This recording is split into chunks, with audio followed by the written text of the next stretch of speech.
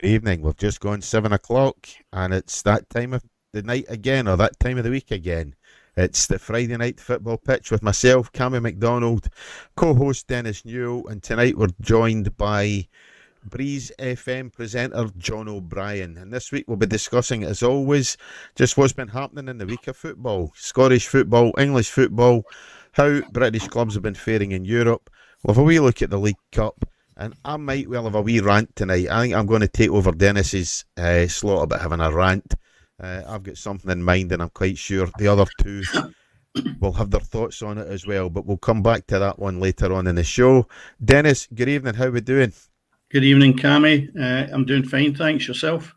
Not bad at all, not bad at all. It's been a busy week as always, but what do you expect in the Parcels game? John, good evening to you. Thanks very much for joining us. It's a pleasure, Good evening, John.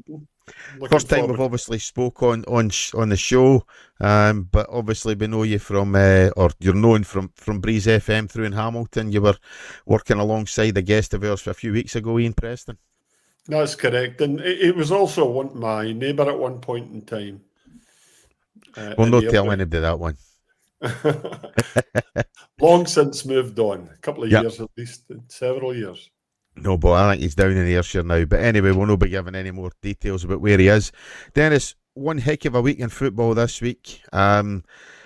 European football again. Mixed fortunes this week for British clubs. Mixed fortunes, obviously, for Scottish clubs as well. 1 win, 1 draw, 1 defeat for the Scottish clubs. English clubs haven't fared particularly much better, actually, either. Shock defeats for Manchester City and Arsenal. But how many of the games did you catch? I've caught most of the highlights, but I know obviously somebody like yourself who's up a wee bit later than me tends to catch the games more often than I do. Yeah, I've caught a few of the games, Cammy, but again, the saturation point, isn't it? You know, chopping and changing all the time, the buttons to try and watch the games. And yeah, but you mentioned there as if Scotland had done badly this week. I thought we'd done well, with the exception of maybe Hearts throwing it away. No, that's what I'm saying. Mixed fortunes, I think, rather than anything else. Yeah. Celtic's result was outstanding, and I watched that from start to finish. Absolutely brilliant. Leipzig hadn't won a game, and I mentioned that last week in the 3 matches previous. But I think, and I haven't looked at it, I think they were sitting second in the Bundesliga. They're sitting second in the Bundesliga, yeah. Yeah, and to actually beat them, I think they've came to Scotland before Leipzig, and they've actually done very, very well against Scottish teams. So for Celtic to actually play the way they did, I mean, it was entertaining. It was almost as good, and I raved about the Aberdeen game, Celtic and Aberdeen. It was almost as good as that. Leipzig, just a shadow of what I expected, but I think that's down to Celtic. Their work rate was outstanding. It really was. And you know, I'm easy in the first to criticise poor games, poor performances, but Celtic were outstanding on Tuesday night, and you've got to applaud them. And that's what we keep saying. We want to be entertained, whether it's Celtic, Rangers, Hearts, could be Albion Rovers, for whatever we want to talk about. If you get entertained in a football match, it was great. So well done to Celtic. They actually deserved their win. Yeah. I don't know what bits of it you've seen, John or Cammy. I've saw bits of them. I've obviously saw the sort of highlight slot on YouTube, but what I saw certainly impressed me, John, and it is good to see.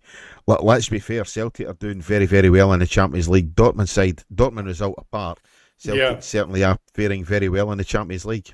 I think I'm enjoying it because of the fact that the format is so much better. See, for the last 5-6 seasons, you know, you had pot 1, pot 2, pot 3, pot 4 teams, and nearly all the time, pots 1 and 2 finished first and second. Yeah. And nearly all the time, teams at pot 1 and 2 would always, you know, have a hard game against each other. This time, just by throwing the dice, so to speak, you're getting all sorts, a mixture of games. You know, Real Madrid aren't getting 100% record. And this is great because of the fact that Celtic and Rangers, to have 7 points out of a possible 12 is fantastic bit of play. You know, and the results that they're getting, especially Rangers, which you can come on to in due course, but it's really been outstanding. Hearts surprised me because I'd never even heard of that German team, I must be honest. So I don't know how far down the German league they are, but the big boy, what's his name? Centre forward for Hearts. He blamed himself for missing too many chances. Shankland missed quite a few. But I just think he has an absolutely lousy season, and it comes down to not having your head in the right place. And Hearts are suffering as a result, which is a shame because he could have had the best final season ever. And I don't really know whether or not the Rangers move might take place, but I digress a little there. But I'm loving the format. It's great, and it's going to go all the way. You look at some of the teams in no points, and it's a really big surprise. If you look at the big guns in that league are incredible. When you look at Liverpool, the teams you would expect, maybe Sporting, not so much, Monaco, Brest, they're in the top 5, and then you've Aston Villa, who's dropped away a bit. But you look at the teams that are actually below Celtic and you say to yourself, tell you what, absolutely magnificent. You've got Bayern Munich, Real Madrid, Benfica, AC Milan, Bruges, Atletico Madrid, PSG. Yeah. You go on and on and on. They're all sitting there with less points than Celtic. And that is where the point I've made a few weeks now is, if you play the old system, 4 teams, and as you rightly say, you normally find 1 and 2 go up and the other 2 are getting scraps. And the thing about it is, I look at these fixtures and I go, there's games there that's worth going to see. Once the league in the old format is presented, you're stuck with it. Home and away, and there's teams on that you generally maybe don't like or don't want to go and see. Whereas this format we've got now, I mean, you've got 8 games that take you past the new year, and there's always going to be something in each one of these games. Whereas I just felt it was thrown at you.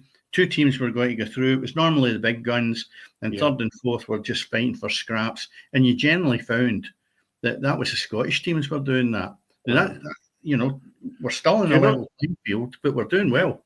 Do you not think it was need of a revamp though? Because what annoys me greatly is that you've got 4 teams from 4 countries. They might kick up a stink if one of their, they fall out of the coefficient or whatever, and just say, this is not what we bought into, because there was the big worry about the European League, and they had to counter that with something that, was watchable. And I think they're getting excellent viewing figures for it too, I believe. Yeah, I'm not surprised. The viewing figures must be outstanding, because there is such an interest in all clubs across Europe. So the viewing figures aren't all countries across Europe. Sorry, so the viewing figures aren't only be great in the UK. You're looking at likes of Germany, you're looking at France, but some of the smaller markets, but the clubs are going to have interest as well. We've got Red Star Belgrade, you've got Slovan Bratislava. You've got a lot of clubs there spread out across every country, so the viewing figures in every country must be outstanding, and it is a really, really good watch. The thing I'm looking forward to is that, and maybe you gentlemen can help me out here, the games, Man United versus Rangers, although it might be the other way about, I can't remember, Tottenham versus Rangers and Celtic versus Villa. I tend to think that the Scottish teams do really well in the Anglo-Scottish match, or whatever title it's usually given, and yet they've been written off. Wait to these 2 teams play our main English sides. And I don't think there's any guarantee there'll be 3 wins for the English teams there. Oh, I definitely agree on that one. I think there's an element there where that when you look at the 2, we're a poor man's Europe. When you look at the spending power in relation to what England will spend in one player, we've probably got Celtic and Rangers both not able to buy, or their whole team will be bordering around what one of the big boys have spent. And I think that's where the gulf is, and that's where you get attracted to the fact that we can't compete against them. But you've got to have that belief. And I would like to think that both Rangers and Celtic could have a go at Manchester United right at this moment in time, get something out of the game. Tottenham have their ups and downs as well. So, there's another team. Aston Villa, I think they're punching above their weight. And certainly, I was going to touch on that game last night anyway, which I don't know if you've seen Mings. we need to touch on Tyrone Mings. Well, just drifting away from what John's asked there, I think that, yeah, we will have a chance against the English opposition, but I don't think it's much different for playing Borussia Dortmund or something like that, to be honest, or Arsenal maybe coming up against Celtic or Rangers at some point. The thing is, they're all going to be good games. You're not finding there that you're going to be playing somebody that you've never heard of before. You know, young boys have never been an attractive team to me. I would rather the Old Firm were playing against some English team than playing against teams that you think, well, you know, we're scrapping about here to try and get 3 points just to make us look good. I want a good, entertaining match, and I'd rather see that against the English clubs. Mm. And then when you touch on Aston Villa, I watched the first half of that last night, and I thought Aston Villa struggled, and then I know their common denominator, and it's Mings. I didn't see the goal until today, and I honestly felt that he must have been involved at some point just when I seen the result. He's only back, I think, 444 days. He was out injured with a knee problem. And then it went to his head. Well, he starts about as if he's a world beater, and I've never been a fan of him because he's got a poor attitude and he believes more about the fact that he's a better player than what he actually is. How he ever made the England team, yeah. So that is what they need to watch in Aston Villa, because if they persist with playing him, I'm not talking about last night's mistake. I think that was just, I don't know, maybe he was being cocky and just thinking he can do what he wants. But if anybody hasn't seen it, the goalkeeper took what was apparently a by kick. We'll call it a by kick, and he knocked it just to the left to Mings. Mings leant down, picked the ball up, and put it back to the spot. And then the referee thought, "What have you just done? That's a penalty." And the fact you had to refer it to VAR, that's what done me. You know, it's this is just. I think the referee's obviously in a state of disbelief. So I can't believe he's done that. I better double check that I'm not making an arse of this, you know, and that I've genuinely seen it, you know. And true enough, he wasn't the only one in the ground that saw it. It was a genuine penalty. I mean, it's the look on everybody's faces, you know. It's his goalkeeper giving it. What the hell have you just done? You know, John McGinn going to the referee. Oh no, he couldn't have done that. You know, that's no hat. And sure enough, you know, it was a stick-on penalty. It's a moment of madness by Tyrone Mings. Sorry. That's a valuable 3 points he cost them last night. Well, he did. It's definitely a point he's cost them anyway, you know, because I mean, Villa could be sitting, they could be sitting a couple of spots above where they are, you know, certainly above Barcelona and Dortmund, but behind like Inter Milan, who have played 4 games. They've only scored 6 goals, but they haven't lost a goal, you know. So, and I mean that was obviously the first goal that Villa have lost in the competition this year as well. You know, for you saying, Dennis, that they're punching above their weight, and I think nothing could be further for the truth. Aston Villa have been an outstanding side in the Champions League this season, getting some absolutely fantastic results, outstanding at the back, but. That was just a moment of madness, and why Tyrone Mings has been brought back into that side to disrupt what has been a winning formula is one of the manager's first mistakes, I think. Yeah. Well, this time last week they were at the top of the league. They've now dropped down to 8th. They're right in the border of being the automatic situation. I know it's still got a long way to go, but the bottom line is they've dropped down to 8th spot, and through that simple error. And again, it is back to why did they play him in the first place? Yeah. I'll tell you who would be concerned. Who might be concerned by that, because Celtic have Villa for their last game. Yes. Now all of a sudden it's going to mean something for them, I would suspect.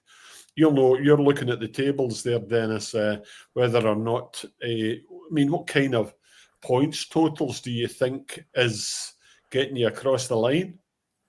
Well, you've got 8 games, and you could say 8th spot with Aston Villa at this moment in time is 9 points. So let's just round it up. I think you're going to need 18 points to qualify. Well, if you round it up and say 10 points, and you're sitting in 8th, that's the cut-off point, right? You've got the same again, which would be another 10 points. So if you were to look at that top 8 and say 10 was for your first 4, another 4 games is another 10 points.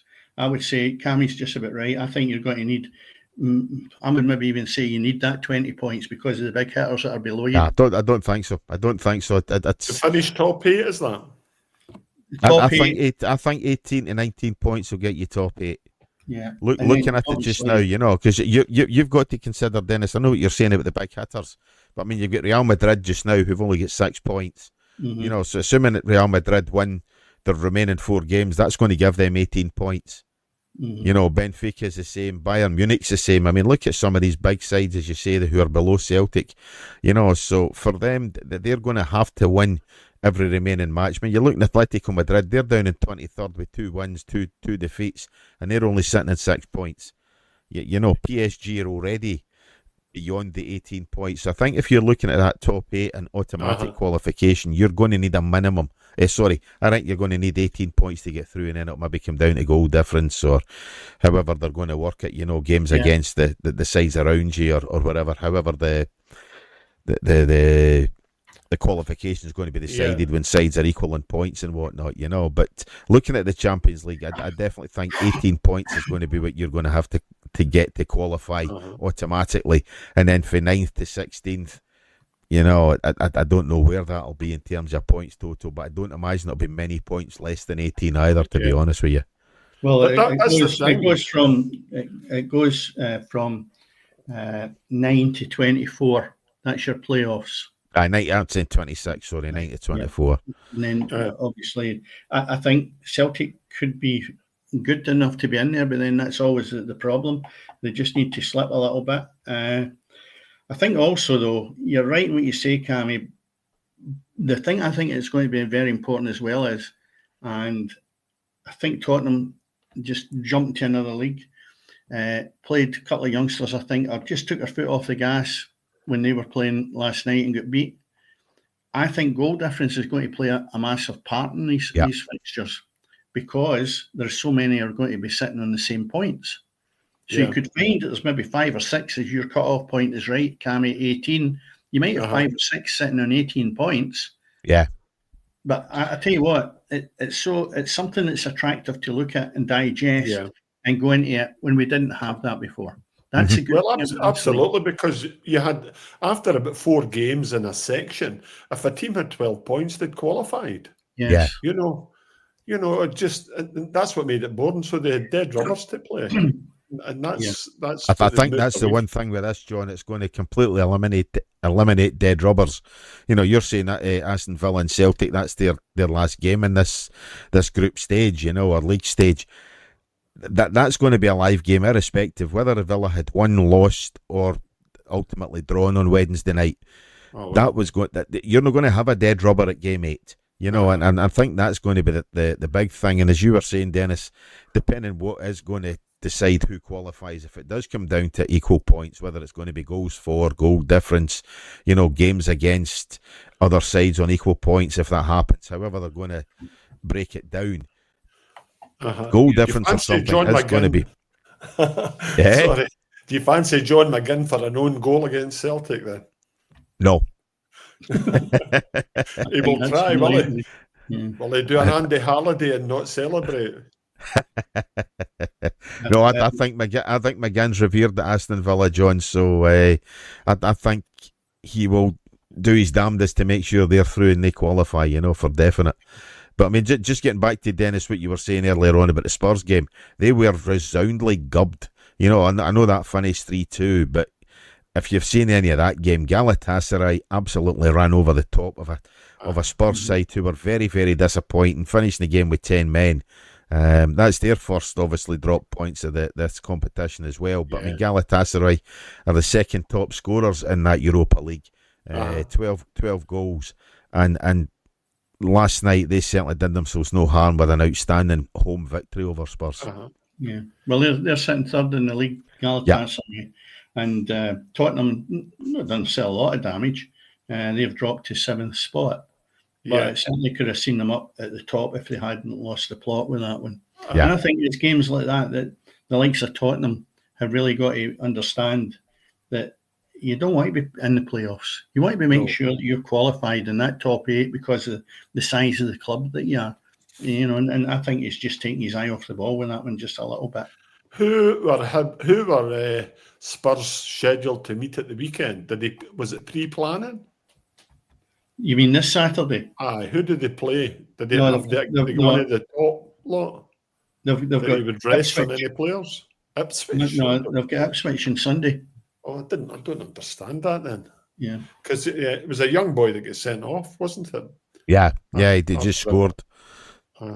But no, as I say, that Spurs, I definitely think that was a slip up for them last night. But as I say, they were resoundly gubbed. I know 3-2, I think definitely flattered them because their keeper kept them in the game.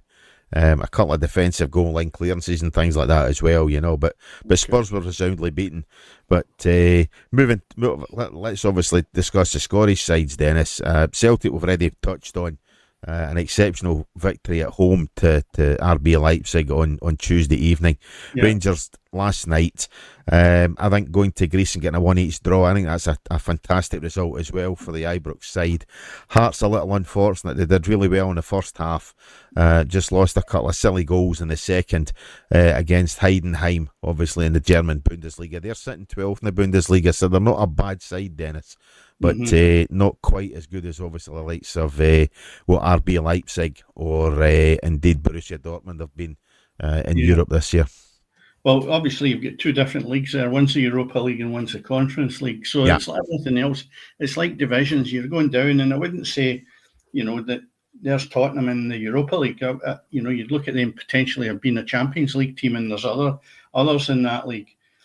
Just looking at Rangers there, the draw was excellent. Again, watched that match. I don't know if either of you did. Again, I've caught some of it. Your man Dessers again, a massive disappointment in front of goals. But see, this is what I can't explain to me, please. I used to hear stories of McCoist or even Boyd when they played with Rangers. The reason they score so many is that they miss so many. Now he's getting harassed because he misses a lot. Don't get me wrong. Maybe he misses a lot of that in big games, but I think sometimes I don't know what the Rangers fans are wishing for, because when they're successful, they are very lukewarm to the reasoning. I mean, that's 6. I just looked at a statistic there. That's the first time since I think it was Neil Lennon's group of players or whatever went 6 away teams in a European competition without a defeat. And the Belgian boy has done it. So, I mean, what they're looking for, I don't know. You must be the only person I've spoke to on this planet that actually thinks Rangers are on a good roll. No, and I'm talking about... when you're talking about him and McCoist. No, I'm not saying... McCoist boots in relation of course to... he couldn't. But he's got to... In the current... how many chances is it? He's missing a lot of chances. I'm not coming anywhere close to Ali McCoist, of course not. But how come? I mean, when are you going to give the guy a break? I just think he's going to go, and all of a sudden goals will stop, maybe dry up. I mean, even I saw a player there, and he scored the last few times I've seen 20 score. Was that Sam Lammers? Now everybody was saying he was a dud, didn't they? Yeah. And he's away now. He's scoring goals in Europe. Now, don't get me wrong. I don't watch them every week. But I think they're under so much pressure that they actually play better away from home than they do. They do, because there's not the stress. There's a greater stress when you look at it. You see, they're certainly getting better. When you play with the Old Firm, there's expectations away beyond belief, whether it's Hamilton Accies, Airdrie, or anywhere down that, and you'll be aware of that. But when you look at the amount of chances that this boy is missing, he missed 3 other glaring chances last night in that match. And I mean, 1-on-1 with the goalkeeper and still can't finish. You get people in the lower divisions. You'll get somebody in a pub team that can beat the goalkeeper with a 1-on-1. At 27 grand a week, he could have finished and wrapped that game up for Rangers by half time. Okay. Instead of that, his team are under pressure, right? And we say, what a great draw. No, that should have been out of sight at half time. If your centre forward, who's paid to do that particular job, does his job. If your defenders miss the chances of slipping in and missing tackles, they would be off the park. If say Suter goes in and he makes 4 rash challenges, he's off the park and he'll not be playing again. Dessers seems to get away with that at the other end of the park, and it's not acceptable. And then we'll go back to Sunday. Sunday's game, Rangers in the League Cup looked as world beaters again. They weren't world beaters. Motherwell gave them a right good shout in relation to it could have went either way. I think the Rangers just had that bit extra. But their goal that Dessers got was a deflection off the defender. He hits it towards goals, it hits the defender's leg, spins up over the goalkeeper, and it's in the back of the net. And then they're raving about Dessers scoring a goal. Now, he's taking his chance. But when I look at a player of that level going through in a goalkeeper 1-on-1, or he's at the edge of the 6-yard box, and instead of sticking it in the corner with a ball that comes in lovely for him, he hits the goalkeeper with it without expanding in the other areas he's got. So you do have chances extra when you're playing with Rangers or Celtic. And you do have that where you said about Chris Boyd and Ali McCoist. Yeah, they miss chances. But you can't have as many chances missed with a poor Rangers team at this moment in time. He's needed. There's the point I'm trying to make. He's needed. Whereas with McCoist and Boyd as 2 examples, they were getting chances, but other people were chipping in. It's not happening in that Rangers team. And I feel for them because, see, while they're winning games, then they have to cash in. They have to cash in and start entertaining. Because I'm getting to the stage now where I'm watching Rangers, and it's a hard watch. It really is. It's a hard watch. And then, without favouring another side in Glasgow, I look at the Celtic matches, and some of it's quite refreshing. Now, it must be frustrating for Rangers supporters, but I'm looking at it not as a critic. I'm looking at it to see where the flaws are that this manager is no rectifying, and he's no doing it. I mean, last night, how can you make your captain third choice to go in the park? He starts off with the boy Sterling, then he changes it and takes Sterling off early doors, and he doesn't put Tavernier in his place. He puts another boy on, and then later on in the game, he puts Tavernier on. And I'm thinking, wait a minute, I'm the club captain here. How am I third choice? And then they talk about, he's just getting rested. I'm sorry. You haven't got time to rest at Ibrox. You've got to go all guns blazing, and you run until you're falling. Yeah. Okay. That said, it's still a great result to go to Greece and get a 1-each draw. Let's be fair, we cannot take anything away from that result. Dessers could have done more, I think, in front of goal. Yeah. But to go to Greece, I'm quite sure every Rangers fan would have taken a point before that game started. So, fair play to them to go there and get that result. I say Hearts were somewhat unfortunate last night, I think, John. They did very, very well in the first half. It just got away from them in the second half a wee bit. And Heidenheim are a decent side. As I say, they've fallen off a wee bit at home this year. You're looking at a side who finished top 6 in the Bundesliga last year. It's still a very, very strong league, despite obviously Celtic beating RB Leipzig. We only need to look at the results that German sides have had the rest of this season. So it's still a very strong league. So 12th side in the Bundesliga, it's no disgrace for Hearts to get beaten at home against them, but just very unfortunate, I think. But I think you're right when you seen Shanklin there. His chances were as glaring as Dessers. Yeah, as good as Dessers, yeah. And you think to yourself, you're right, that boy should be, and I said this way back weeks ago, he should be down south earning about £50,000 a week. Instead of that, he's scratching about here in the ground trying to get a goal with Hearts. Hearts in the first half, again, watched that. I thought they were excellent. I actually thought they were really, really good. And I think that, in fact, my statement to myself last night was, I don't know if it was after the first gin or the second gin, but I did say, I reckon they can get in the top 6 or even end up 5th. That's how good I was impressed with them in the first half. They did have a good start. There is the interest I have in the Conference League is from an early perspective. That is Larne disappointingly are bottom of that because they have 2 ex-Airdrie players playing with them, Rohan Ferguson and Andy Ryan playing for them. Right. You know, so that's my interest. And the other interest I have is that last season we beat the New Saints, and they're getting something like £1 million or euros or whatever for being in this league. And last season, you see the players they're actually pulling to play in the Welsh League, which they run away and win. Now they play in Europe nearly every year. I saw the crowd last night in that game, you know, against the Irish side, you know. So I saw the crowd there last night, and I mean that was some crowd for a game between a Welsh side and a League of Ireland side. You know, Shamrock Rovers are doing exceptionally well. The 3 games they've had, they've won the last 2 and drew the first one, so they're sitting in 7th spot in that league. But there are some teams there that you think, wait a minute, this Conference League is really open to everyone. You know, you look at the Airdries and the Hamiltons and teams like that. It would be great if we could see some of the Scottish teams in the way that New Saints are and stuff. I don't think we'll ever get to that because obviously it's the merit in what these leagues are. But really, there's that's a great league there for teams like the ones I've just mentioned to get in play. Yeah. Anyway, would you be able to have this length of conversation around last season's Champions League? No, definitely not. Great point. Great point, John. I think absolutely fantastic point. Yeah, well, we done that last week as well. Time ran away with us, and before we knew who we were, and that was just Cammy and myself. We had covered that much of this, and I'm thinking, how long can you go on talking about the Champions League and the other two? I mean, there's a lot of value in it, though. There is a lot. Yes, a lot of interest.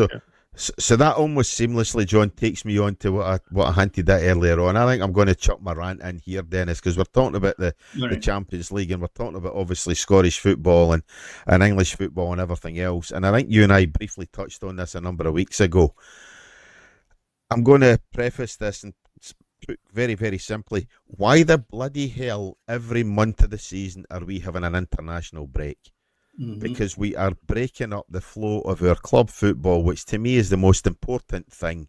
You know, we are stopping it not only for our Premier clubs, you know, in the Premier League, but also it's coming down further down the leagues to likes of my own club, to your club, John, you know, to Airdrie. Yeah. You'll be taking a breather for this international break, which we've got coming up again next week. You know, we stop in terms of what we do in the European football, we stop in terms of what we do in domestic football, and it's all for the sake of I'm going to say, of a piss poor competition that is this damn Europa League.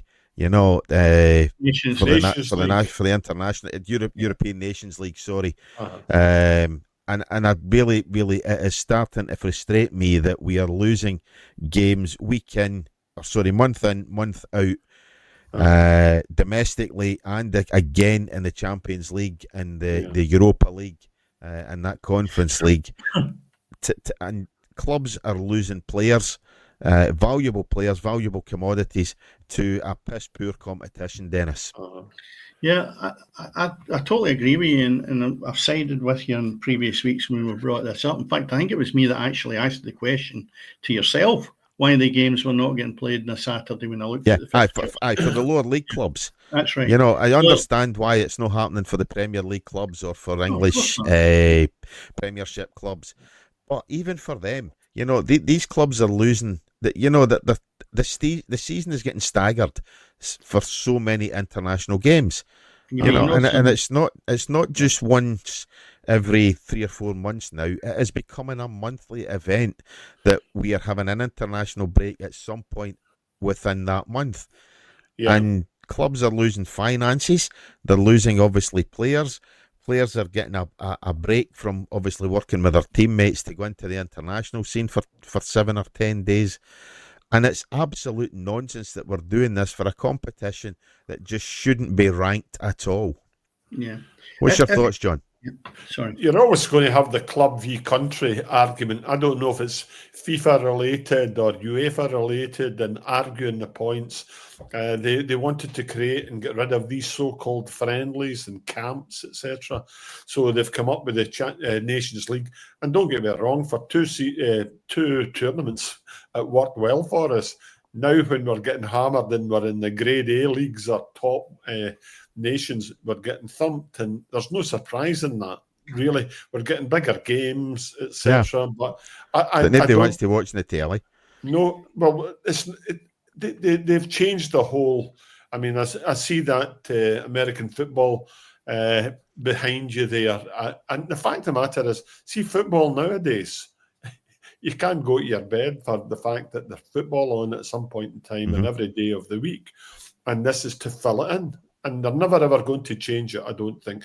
But once they've started something, it's a poor show. What they have done, I listened to yours and Dennis's point about the not small clubs not playing on the Saturday. Each weekend, what they had done, and I'm not sure what's happening on Saturday because they're just playing Falkirk on Saturday. Although that's maybe the next week. But it's a weekend Saturday. Right, John. They've used the Challenge Cup games to be played for that, so we're out of that. So it's a question of just filling those weekends with that. But it's crazy. But this is what international managers used to complain there were never enough camps. But the biggest thing for me is the amount of times that players, don't turn up and don't see it as a viable X because of the fact, they'll retire early from the big. Apart from Ronaldo, who wants to break a world record and score 5 zillion goals. But I mean, that's the thing, Dennis. I know our point of view initially was for the fact that the clubs in the lower leagues are also taking this international break when they don't have any players. But as I say, it must be extremely frustrating as a club manager. It's certainly frustrating as a guy who wants to go and watch games. That once every 3 or 4 weeks, you're having this break from the domestic scene, now from the Champions League scene, to basically make space for a competition that you can't get televised because the TV companies are not interested in showing it. And it's an absolute bloody disgrace. I think it's shocking, the whole infrastructure of this. We have just praised the way that the Champions League, etc., has been organised and restructured. And it looks as if we went 5 steps forward and 10 back with this Mickey Mouse Nations League. I don't think it lends itself to anything, seriously. I would rather we scrapped it and done away with it, and somebody will go, well, where do we go for there? No, you reinvent it the way we've done the Champions League. If you look at it, it's September, October and November that has eaten into at least one weekend in the 3 months for the Scotland team to be playing. That doesn't allow teams that are maybe, we'll take Clyde as an example. Right, I think he's drew last week anyway. So let's assume last week you had won, and you went in a really terrible run at the start of the season, and you go out and you're even the draw, you might have picked something up there and go, wow, now I can't wait till next week's game. You can forget it. You've no game next week. No, so that's it. The adrenaline, the momentum, and everything you got for that victory is going down the toilet. Then somebody that's had a bad game or a bad result, they've got a week to go and work on their weaknesses because there's nothing there. So it's flawed. And it's people at the top of our game that don't actually see it. And another valid point as well is it's a nonsense. You can look at women's football, you can look at English football, there's saturation on the TV. Where do we find a Scotland team? Buried somewhere in the back of beyond that you've got to pay for to watch your own national team. Shocking. The BBC should be covering that no matter what it costs because you pay for a licence for this and it's our national team instead of getting stuffed it down our throat some English ladies team. And I don't have that. I really get annoyed with it. So my rant backs up yours, Cammy. And I think these fat cats that go and travel to Germany, Switzerland, Hungary need to get a look at themselves because the game is not run for them. It is run for the ordinary guy in the street that wants to watch the national team playing. Yep, exactly. It tells you everything. It tells you everything that the New England boss isn't bothering to go to see his team. By the way, the game's don't mean that much. John, he'll not be there that long. He'll get found out in the first 6 months. Well, oh Christ, definitely. No, but the importance of the games is not a lot, shall we say? So no, that's the thing. What we're stopping. What could be a great season in Europe by the looks of things, certainly and I mean, let's be fair, it's no the SFA's fault that we're having international breaks every bloody week of the season, it seems, But it is certainly their fault that you're not getting to go and watch a lower league club. And this was always a time where you could get to, clubs like Clyde, clubs like Airdrie, John, could maybe look at hopefully increasing their gate by maybe 100 or 200 guys at the weekend, because Celtic wouldn't have a game, or Rangers wouldn't have a game, or Aberdeen or whoever wouldn't have a game because they had players representing their country at international level. But for these clubs now, they're not even gaining any extra revenue, by maybe drawing in some other fans who are wanting to go to a game of football domestically and don't want to watch an international side, or don't want, as Dennis says, to pay a tenner to watch absolute garbage on the telly, So it's totally flawed in terms of the fact that we've got the lower league clubs having to take the international break as well. But the fact that we have so many international breaks throughout a season definitely is very, very frustrating. And as I say, it's leading to, I think, a breakup and no fluidity in terms of our league clubs. But I think anyway as well, though, that, you look at it, Portugal, not the worst place in the world to go and watch the game. Then we're at home to Poland. Then you look at it again and you've got Croatia. Okay, if the weather's right, you don't mind so much. Croatia's lovely, yeah. Aye. And then you look at it and you've got Poland, which we've got coming up in a week Monday. So they're no bad places, right? But let's be serious about it. When you look at the previous tournament, Germany, Switzerland and Hungary, then you look at it and you go, there's a lot of travel in there for these people. Supporters, you've got to then engage them as well and say, how much money can they afford to spend visiting these countries with games I don't think are of great value to other than a trip away. I just can't get it. I can't. It doesn't do much for me. And then I look at the squad. There's nothing appetizing about that as well. I don't know if you get a chance to look at the squad. No. As I say, I'm at a stage now where I couldn't give two stuffs about what's happening internationally, because it is very, very depressing, I think, very frustrating. And again, it is taken away from our bread and butter games. But on that subject, Dennis, of bread and butter, let's get back to people didn't tune in. Well, maybe they did tune in to listen to us have a rant. But as I say, anybody who's watching this and listening to this, it's not a rant. No. Definitely stating a fact. You know who you should address your rant to, and it might bring a sea of change, and it did because of the summer tournaments. Footballers, they are slowly saying, hold on a wee minute here. Now you're in the best position, Dennis, to say how many players, this nonsense that people should say, players should be able to play Wednesday, Saturday, Sunday. No, not at all. No. But I mean, what is a reasonable amount of games to play? And I think the players, especially those at the highest level, they will have a major say and impact. Well, if we look back at last weekend's game, it highlights exactly what you're saying, John. We had this discussion on what we thought the Celtic result would be, right? And the thing that was brought up was Aberdeen ran Celtic very close when they played them in the league. And my statement was Celtic will score a right few goals, or worse to that. Yeah, you did say that. Yeah, you said it was going to be a very, very comfortable victory. Correct. And it ended up that way. And what I didn't really notice was a lot of people giving the excuse other than the fact that Celtic were on top. Celtic played the game before, the match before they went into Aberdeen, and they left out 4 players against Dundee. They struggled a little bit, but they got through the game and they won it, right? Aberdeen played a really tough tie in midweek against Rangers. And I looked at that and I went, well, I'll tell you what, work it out. Would I like that if I was a manager? Absolutely. Nothing's further from the truth. I'm playing a Wednesday night. My players are exhausted because they couldn't have given any more. And the players I've got coming in are either maybe not going to be my first team choice for the actual Saturday game against Celtic. And secondly, they'll be inexperienced as well. So you're left there, we almost started anyway, the same team you'd done on Wednesday, exhausted. Yeah.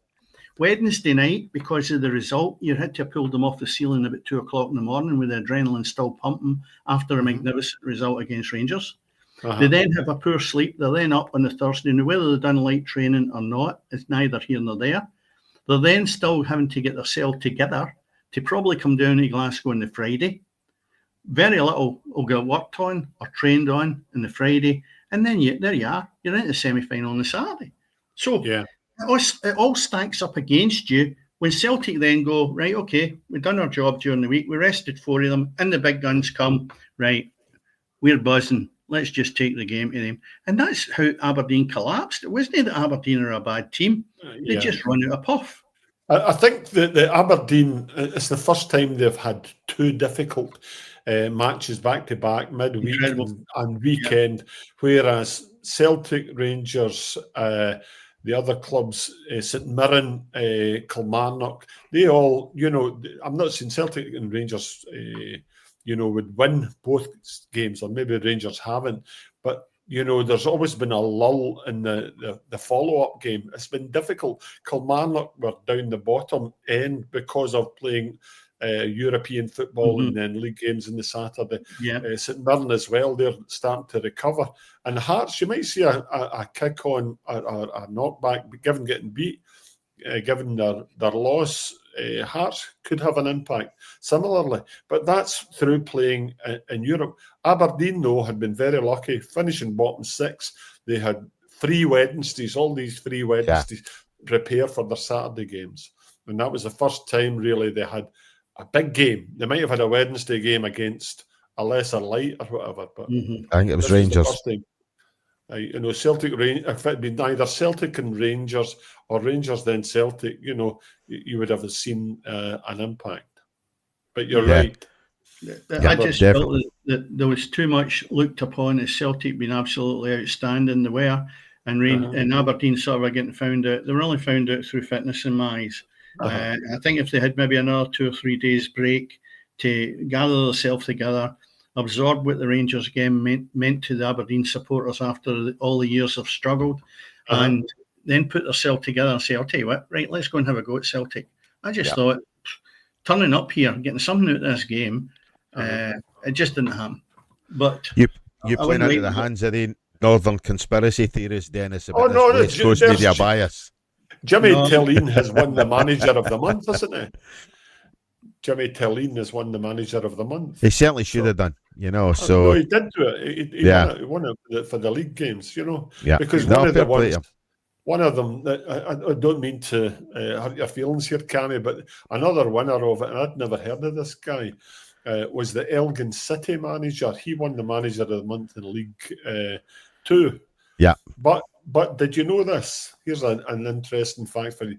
Since coming into the leagues in 2000, Elgin City are the only Highland club team who have never been promoted. Yeah, I was aware of that one. Yeah, I didn't know that.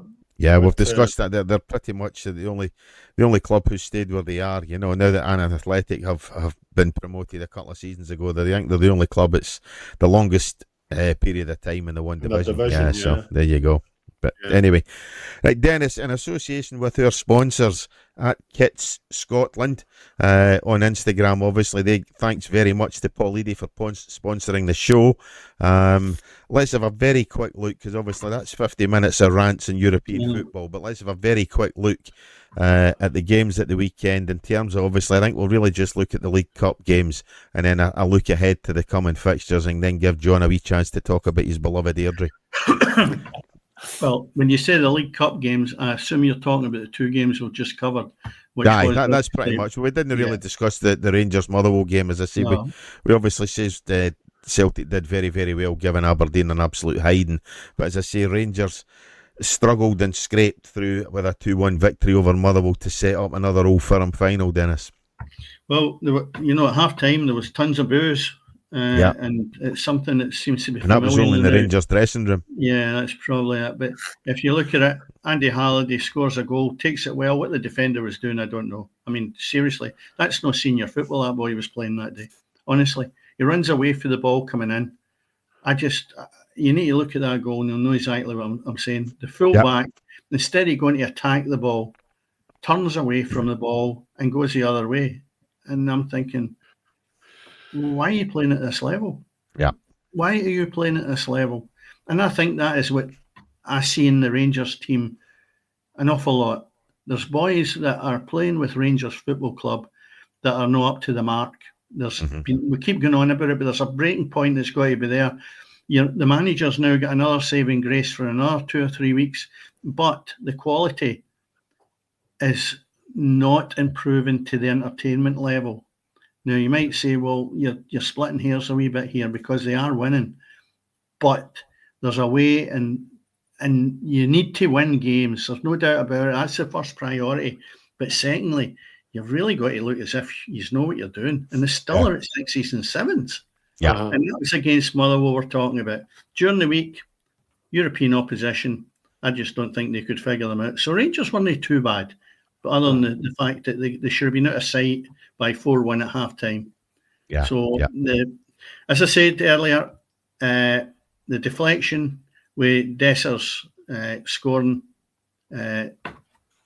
just wasn't for me. Yeah. Just wasn't for me. But it is what it is. Rangers are through to another final. Celtic are through to another final. They'll face each other in a month or so's time. And then we'll obviously again probably give plaudits to Celtic, because I'd be very, very surprised if Rangers can stop that Celtic machine. But looking ahead then, Dennis, this weekend... I'll just contradict myself there. It wasn't Dessers, now that I recall it. It was Barami that scored the deflected ball off it. Dessers took his goal well in that game. The problem I've got is I'm watching so much football, you have to sort of backtrack a wee bit. Was that right? So I'm now correcting myself. The deflection off the defender was Barami, and I think that was into the ground and over him or something. Yeah. See, when you're only watching one game a week, Dennis, it's great. You know what I mean? That's the good thing. That's the good thing about that flag behind me. You know, you're only watching that one game every Sunday. Right. Or anyway, in fact, this week is Sunday, Thursday, but never mind. Yeah. Right. Are you looking for the fixtures for tomorrow then, rather than the results last week? Let's get through the fixtures. I think the games last weekend are a long time ago, so let's look at the fixtures. Dundee United have Ross County. Hibs are playing St Mirren, Motherwell, St Johnstone, Aberdeen, Dundee. That's the Saturday fixtures. It's 5:30 for the Aberdeen Dundee game. And Sunday has got Kilmarnock against Celtic. Rangers are playing Hearts. And it's 3 o'clock for the Kilmarnock game and 5 o'clock for the Rangers game. Yeah. And the game that stands out, without a doubt, is a Sunday match at 5 o'clock with Rangers playing Hearts. Yeah. That is massive. A massive, massive game, because I've got a feeling Rangers still can turn the corner and turn it on, but they need to do it sooner rather than later.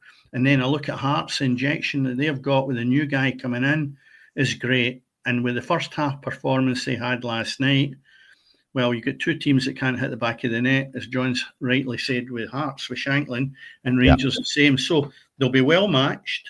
And I think that could be a really cracking game, as was the draw, the first game of the season at Tynecastle with Hearts and Rangers. Yeah, we're back to the opening fixtures of the season, John. And as Dennis was saying, Rangers and Hearts, a reversal obviously of the Hearts-Rangers game, which finished nothing each, but Rangers at home to Hearts, both sides probably needing to get a result from that game. Absolutely, because, I mean, the gap started at 3, then it became 6, then it became 9, you know, and before you know it, Rangers could be so far out of sight. I think the top 3 will be the top 3 for the rest of the season, but I do feel that, you know, although they're doing well in Europe, Rangers' performances more than anything seem to be the judgment on which they're being based. But the Rangers, it's a melting pot at Rangers. I really don't know where they go, because, as Dennis says, the quality of player isn't there. But they had the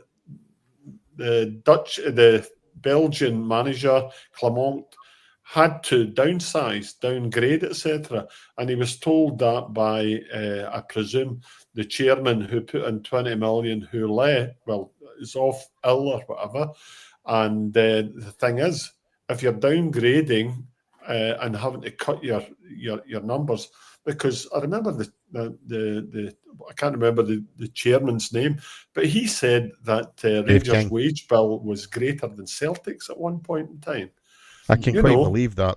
Certainly I think they're so therefore, but and that as involved in the business that I was involved in, the recurring losses are just unbelievable.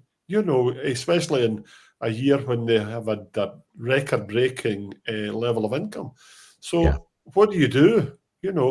I think where the Rangers fans are right to be angry is the fact that Tillene has come in and coached players a lot better, whereas Clement hasn't shown, at least not in the Scottish front, a coaching capability. 100%. And the way everyone calls it, they don't have a style. This seems to be the buzzword these days. I can't see a style, the way they play, and that's very true. But you call that the ability to pass a ball.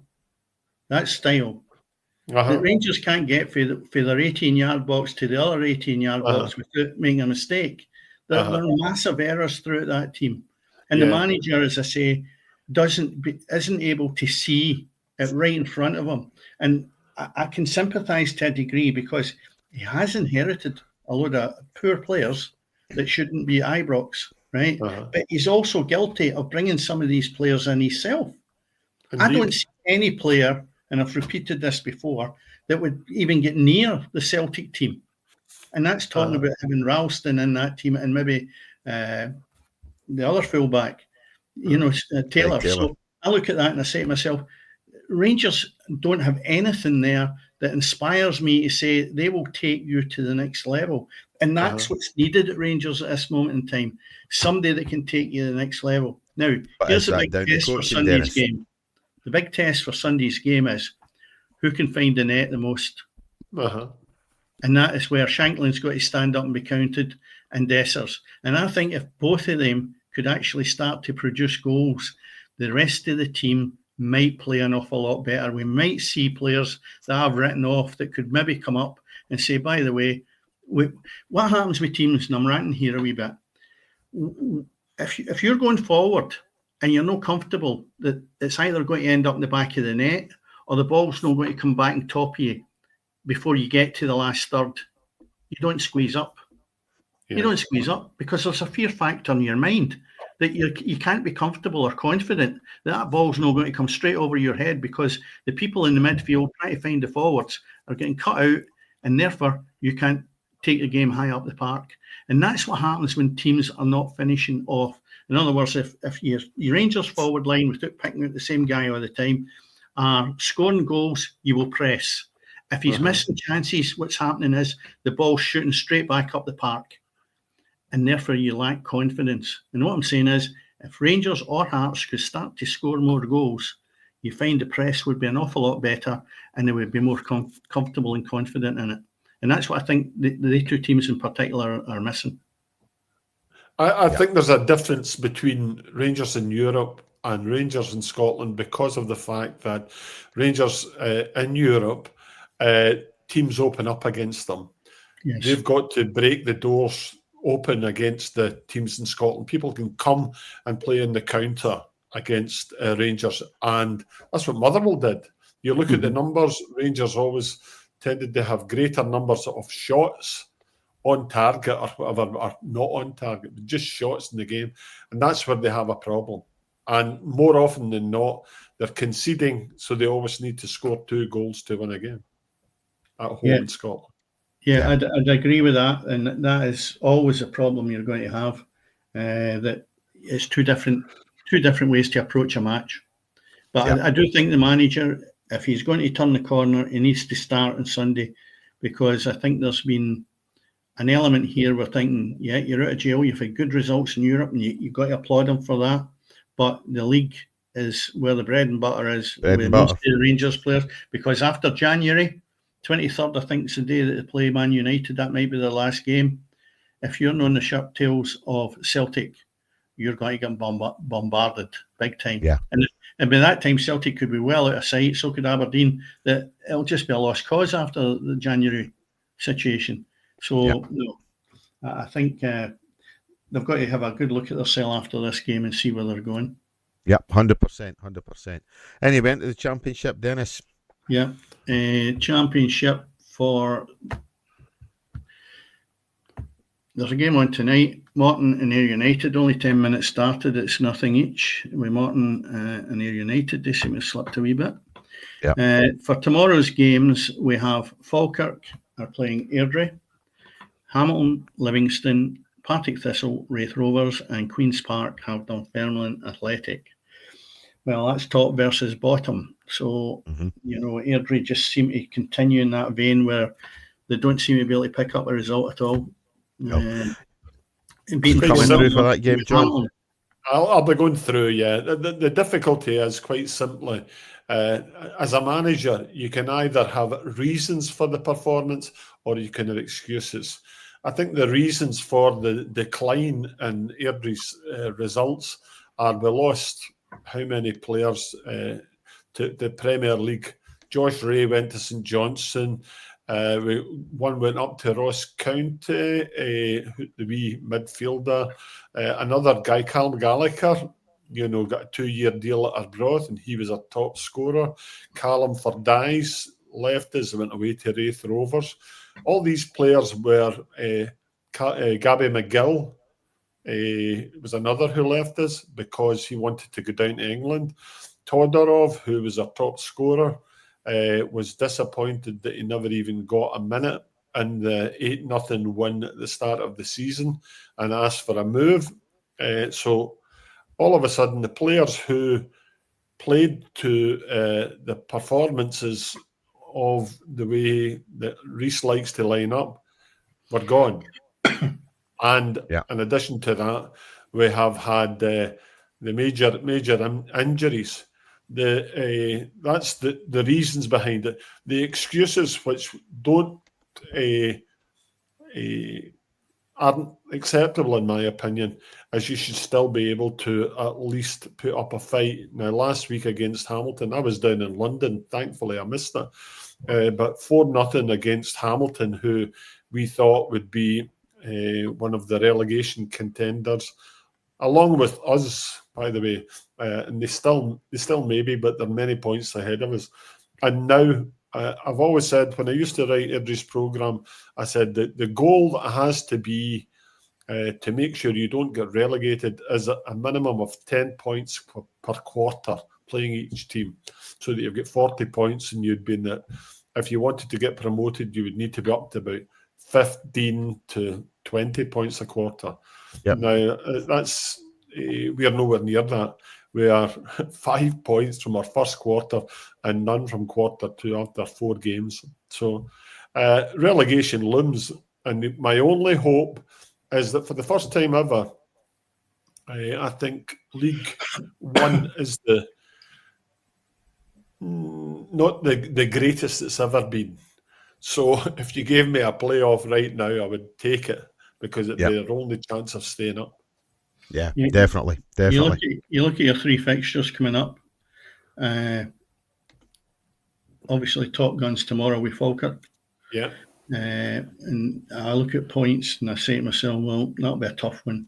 Then you look at second bottom and bottom. Dunfermline away from home. So Dunfermline are fighting for their lives as well. There's only 4 points between you. And then you look at it, and I think the game after that is Livingston. So that's the 3 games you've got left in the month of November. Now, a lot could have happened in that time. If you can actually get a result against Dunfermline, that would make some inroads right away. The other 2 games would possibly take care of themselves. But if you look at Falkirk sitting away clear, then Livingston right behind them, you've got 2 of them in the next 3 games. Well, Dunfermline beat Livingston, so we had a close game with them, and they scored the winner in stoppage time up there. I don't fancy Livingston for promotion. I think Falkirk and John McGlynn is another manager of the month, deservedly so, and they're going to scoosh this league. I never thought I would see it, but we did see it when Livingston, when Livingston got relegated away down, they did the 3 leagues in a row. I think Falkirk are going to do 2 leagues in a row, because the playoffs, as far as I'm concerned, whoever finishes second, third and fourth, it won't matter, because the dice is loaded for the Premier League side to stay up. I agree with you, John. I agree with you. That doesn't. You're spot on with that, but that's probably a debate for about the last 3-4 games for the end of the season when teams are up against it, But but Airdrie's battling for their life just now, and I think they are. Forget maybe about tomorrow. Good performance and get something out of the Dunfermline game will give you a little glimmer of hope somewhere along the line. Needing something to give us a boost, that's for sure. Yeah. Rhys McCabe's future, John? I don't see... The fact is that Airdrie were 9 seasons and stuck in League One, and he comes along and as a player and captain took us... We reached the playoffs, we missed out. Ian Murray bolted up to Wraith Rovers, and then he took over. At that point in time, he was having a great working relationship with his cousin, Callum Fordyce, and we had 2 great seasons. And I think he's still enough in the bank as far as I'm concerned, because I'm long in the tooth for how long do you give the credit. But even if we were to be relegated, I still think that he would keep the job because of the number of players missing. Yeah, well, you stated that earlier, and that does bring it home a wee bit, that if the supporters are no get blinkers on, then they can understand there's more to it than just every Saturday we go out and losing goals. There's always maybe a reason we're trying to nitpick Rangers, and it's the same thing. You've got that. It's a greater pressure, though, the higher you are in the expectations. Of course. But, Airdrie haven't come back as the team they once were. No, not yet. And it's not just happening at Airdrie. When a club goes down a certain pathway, it's hard to get things back. Yep. I mean, watch where Inverness, Cali Thistle go from here. Sometimes when you're on the slide and things are going against you, the world changes for you. Yeah. 100%. Yeah. Well, it's in the subject Inverness, Cali Thistle. Dennis, what about League 1 and League 2? We'll quickly round up. Annan are playing Stenhousemuir. This is tomorrow. Cove Rangers, Inverness. Kelty are playing Dumbarton. Montrose, Arbroath, and Queen of the South are playing Alloa. Cove Rangers obviously are going great guns. We did speak to Ian Harrison about a month ago, and they were bottom of the league. Ian will come back in a couple of weeks again, because we said we got them back on again when they went for the bottom of the league to top, which they've done for the last couple of weeks. They've done so, yeah. I mean, a great result last week against Dumbarton, 3-0. That I know Dumbarton's sitting away down second bottom of the league, but it's still a great result going to Dumbarton. Definitely. And then look at second place as well. Second place going great guns. Alloa beating Annan Athletic 5-0. They're big scores in that division, They are. Need to get Ian Anderson on, Dennis. Yeah. Bill Anderson, even. Bill Anderson. Oh, aye, of course we talk about Alloa. Yeah. Finally into League 2. Into League 2, you have your results for last week that would be one to just pick out. Is Clyde 2-1 Riggerose 2, which gives you that point that you were looking at potentially maybe trying to start to get something with a new manager. You're sitting there though, Cammy. You're now level 8, 9 and 10 positions in the league. Have all got 9 points now. So believe it or not, that one little point that you've picked up has done well. But should have been 3. It's destined for draws for the rest of the season. And it'll be interesting to see when you've got Edinburgh City tomorrow. Yeah, it should have been 3. In all honesty, probably Clyde's best performance of the season in the league last week, against 10 men for the last half hour or so, where the goalkeeper gets sent off for a horror challenge on Jordan Allen, a man you'll obviously know well, John, or a player you'll know well. Horrific challenge, but Jordan started scoring goals, scored the the resultant penalty last week as well. Didn't score the resultant penalty. I wasn't fit to hit it, but did score again last week. But definitely Clyde's best performance. Moved the ball about beautifully, and you can actually see some of the differences that the new manager's been making in terms of, I think there's actually been some coaching going on as well, so they really did move the ball about well. Set plays they've obviously been working on as well. So I think, in all honesty, coming away from that game, despite the fact that Clyde didn't get the victory that their play did merit and did deserve, for the first time in quite a long time, Dennis, I've come away from the game quite enthused and looking forward to the game tomorrow. But nobody can get a hold of Edinburgh City to find out where my press pass is, so I might actually have to pay in the gate tomorrow. Well, can I ask if I decide I go to that shithole of a stadium. Oh, it's murder. Can I ask a question about of course you can, Clyde? What's happening about your stadium? No idea. The chairman Alan Maitland was moved aside last week, so he's no longer in charge. I think we're back to the guys who were in charge prior to Alan coming into the club. Taylor. I think that's a backward step. John Taylor's back there. John Taylor's still the secretary. I don't know who's now the chairman, but as I say, you get guys on board like Gordon Thompson, John Alexander. John's a good guy, certainly, but I think Alan Maitland, I'm very, very disappointed Alan stepped aside, and be interested to see the communication now coming from the top back to the fans again. But as I say, I think that's a backwards move in terms of for what it'll mean for the club. But I've no idea what's happening with the stadium. It's been very, very quiet on that front in recent weeks and recent months. Yeah.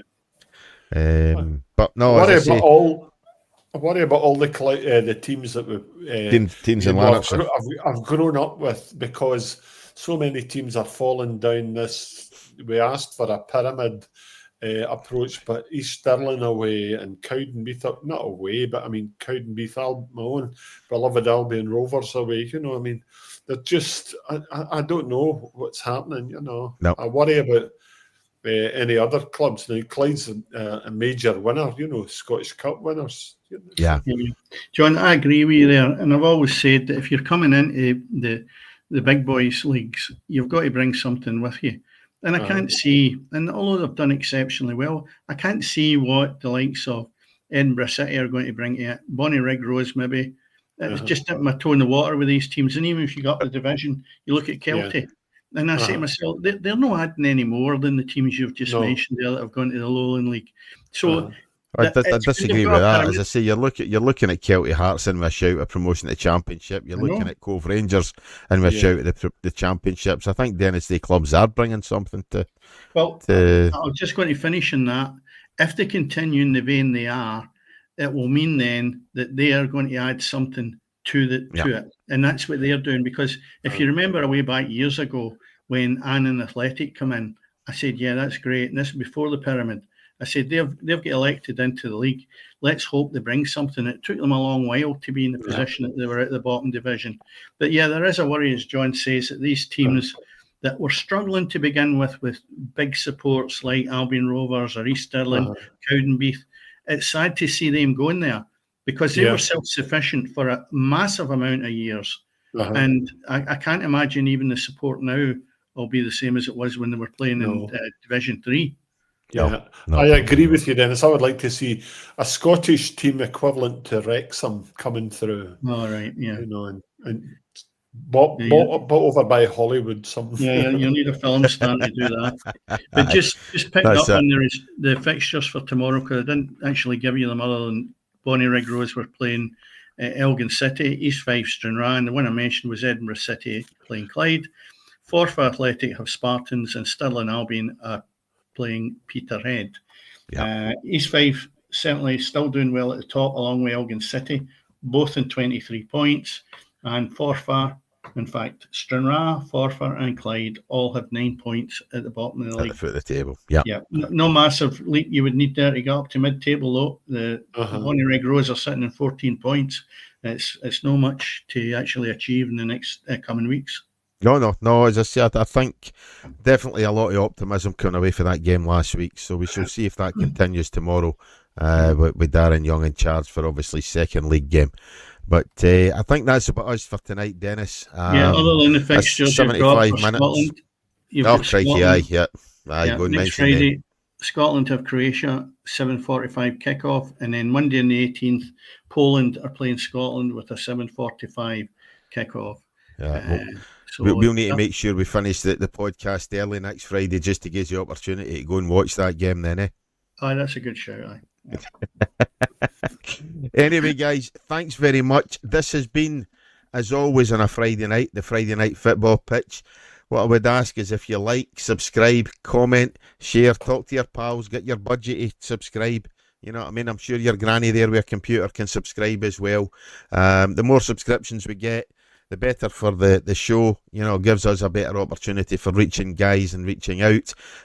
So please go ahead, like, subscribe on YouTube. You know where we are.